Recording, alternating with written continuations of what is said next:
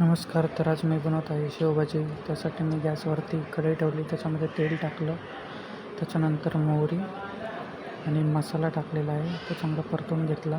त्याच्यानंतर परत वाटण घातलेलं आहे, ते चांगलं लालसर असं परतून घेतलेलं आहे.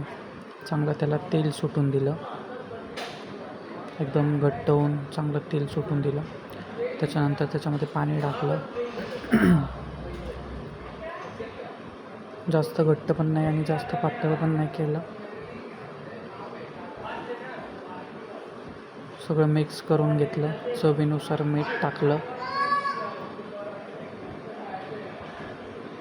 आणि चांगली एक उकळी येऊन दिलेली आहे त्याला मी. तुम्ही बघू शकता इथे चांगली उकळी फुटलेली आहे. त्याच्यानंतर कोथिंबीर टाकलेली आहे मी आणि भाजी आता रेडी झाली आहे. त्याच्यावरती मी शेव टाकतो थोडीशीच, जास्त टाकली तर पूर्ण ती भिजून जाईल, त्याच्यामुळे थोडीच टाकायची.